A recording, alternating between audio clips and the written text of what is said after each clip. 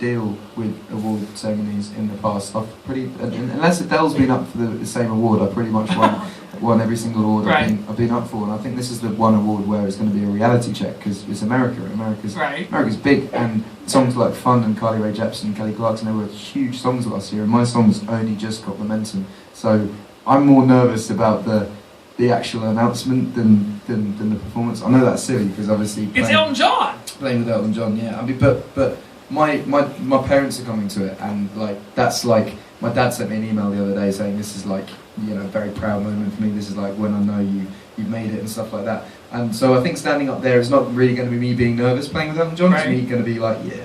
Now, will you write an acceptance speech ahead of time, or is that bad luck? I did that for the Brits, and then forgot everything that I wrote down, and ended up not even thanking my manager, but thanking every other record label. I was like, why am I doing that? So yeah, I think I'll just wing it on the day. I'm not expecting to win, so if I do, I'll wing it, and it'll be, you know, some television history of just me looking awkward. Just no, yeah. I think everybody here in the Baierl Acura Theatre thinks you are going to win, right? Yeah! Woo! Yeah. But please don't be disappointed if I don't. You got another song for us? Yeah, for sure. Awesome. Cool. White lips, pale face, breathing in snowflakes, burnt lungs, her taste. Lights gone, days end, struggling to pay rent, long nights, strange men. They say she's in class 18, stuck in her daydream. Been this way since 18, but lately her face seems slowly sinking, wasting, crumbling like pastries. And they scream the worst things in life come free to us, cause she's just under the upper hand, goes mad for a couple grams. She don't wanna go outside tonight, cause in the pipe she'll fly to the motherland and sell love to another man. It's too cold outside for angels to fly, for angels to fly.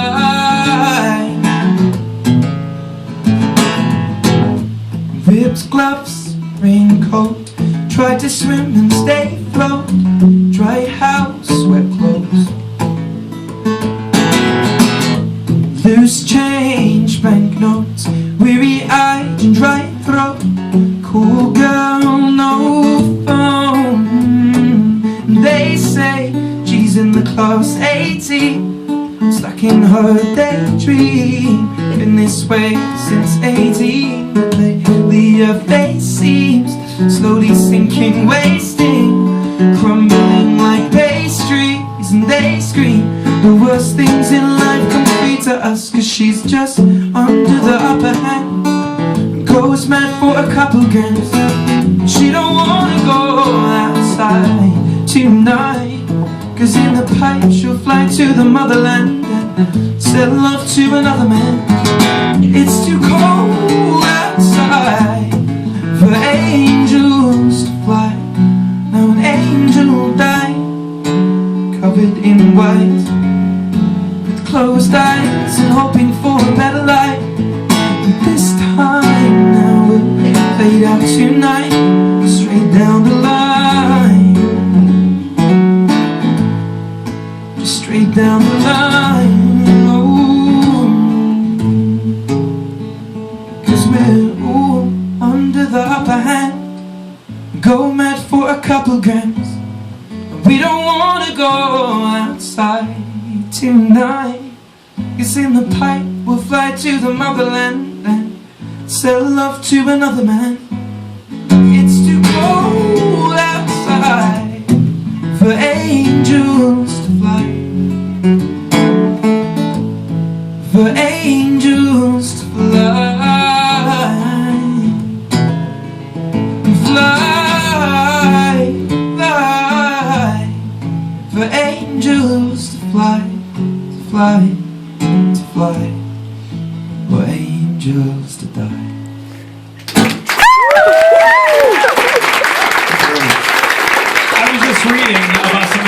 philanthropy work that's with the song and what the song's about. And it's funny because I've heard the song on the radio a ton of times, but seeing it performed live, the extra feeling that goes into it, seeing you perform it live, I sort of understand. So if you could tell everybody the background of that song and some of the philanthropy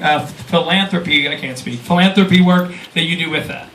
So that song was written about. I did some volunteering in a homeless shelter back in 2009, and I wrote it about one of the women that I met there. She was pretty much the only woman in the homeless shelter, and I was 18 at the time. I'd lived in London for a couple of years on my own and never really seen. I thought I had it bad because I was kind of like, going from sofa to sofa and not really having a lot of money, and I was kind of like all hard done by and stuff. And I went to this shelter to volunteer, and it just really put everything in perspective for me. And I'd never really seen the dark underbelly of London like that. So I wrote a song about the woman that I met, who was called Angel. Just some of the work I do. There's a few homeless charities in England I work with. I do a lot of songwriting workshops, and I put on shows. I make sure that the guest list at my gigs, usually for guest list it's free, but right. I make sure that all my guests pay and the money goes to the charity. Really? Which is because then it does two things. It stops people just blagging it and then not turning up on the night because they do have to pay, and right. it makes people feel good because they not only made a donation. Yeah, exactly, but without knowing it, kind of thing. Well, that's fantastic. So, like I said, sometimes you hear a song on the radio, but when you see somebody perform it live, it brings on a whole other meaning. Thank you. Now, you co-write a lot of music with a lot of different people. Who is the favorite person that you wrote with? Anybody? So non-famous wise, there's a guy called Johnny McDade, Okay. who's in a band called Snow Patrol, and he's incredible. I'm actually. I think we've all heard of Snow Patrol. Yeah, but he's literally just joined. He's just joined for this last album. He used to be in a band called Vega 4 or Vega 45. I think they did something in America sometime. And so I'm going to be moving to Tennessee with him to make a new record. But successful wise, someone I didn't expect to kind of click with instantly musically would be someone like Taylor. She was pretty spot on. And you enjoyed it? Yeah, definitely. A good give and take between the two of you? The first session we did, I turned up with a kind of half-finished song and said, let's finish this, and we finished it. But then the second session, she came to me with pretty much a finished song and was like, what do you think? And I was like, yeah, it's cool. And she was like, what else can I do to it? And I was like, well, maybe change this chord there and this chord there, and then maybe this lyric here, but the song that's on the album was pretty much. But if Taylor Swift would have shown up with a song you didn't like, would you have told her? Yeah. Okay. Yeah, no, but we have that sort of relationship, I guess, because we're both singer-songwriters and we both know exactly what we want. So you put two of us in a room together, it's gonna, I'll be like, I want this, and she'll be like, no, it has to be like this. So eventually you come to kind of a good thing. But I think if she'd have gone, no, I don't like that bit, I'd be like, well. Yeah, but it's going in. So you would have battled her on it. Yeah, but then if I'd have said no, I don't like it. Like it happened on the song, everything's changed. I just want to know you, better know you. That chord right there. Yeah. We fought for about 2 hours over that one chord, and then eventually. So what was her? So for you, what were you playing, and what was she playing? So she was going. I just want to know you, better know you, better know. And you wanted?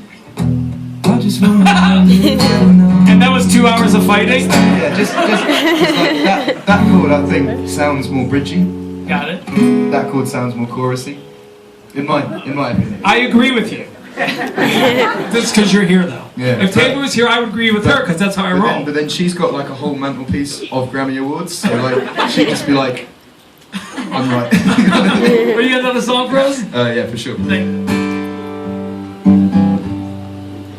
Oh, the summertime is coming, and the trees are sweetly blooming, where the wild mountain thyme grows around the blooming heather.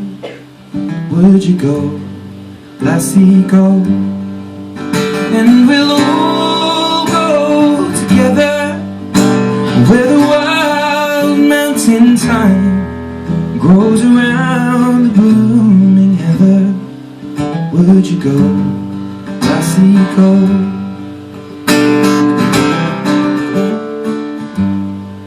And I will build my love about on yon pure crystal fountain,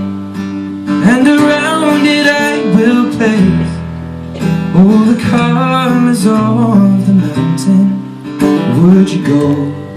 I see go, and we'll all go together where the wild mountain thyme goes around the blooming heather. Would you go? I see go.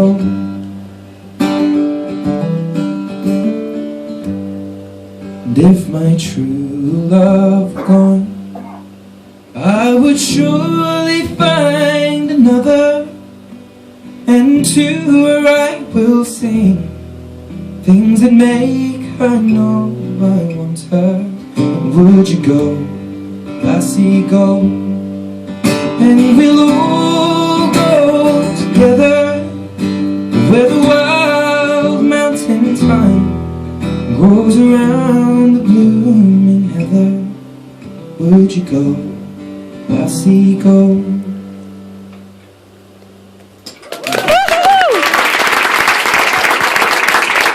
We got a suggestion from one of the people here that want to know, do you have a nickname for your fans, or do they have a nickname for themselves?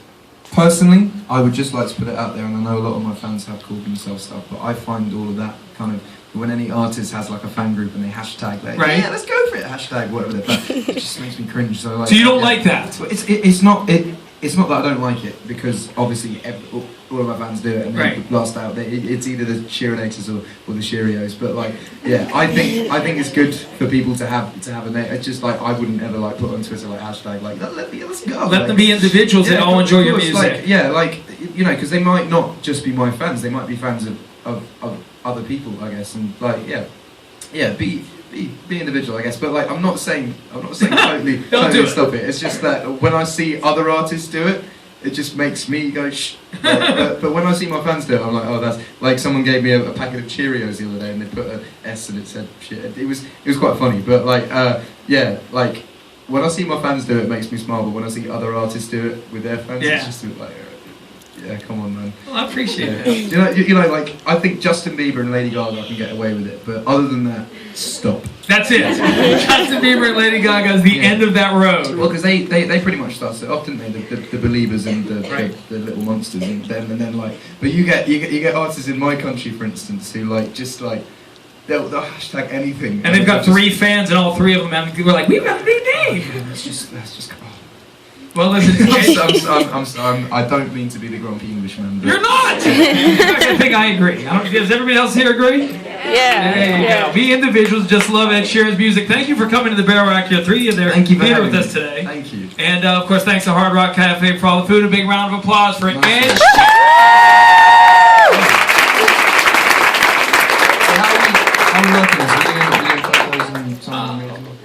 I don't know. Just hang here. I think they're going to come up and grab us. Everybody keep their seats, if you could. Everyone's welcome to pictures and signing. Oh, I'll come with you.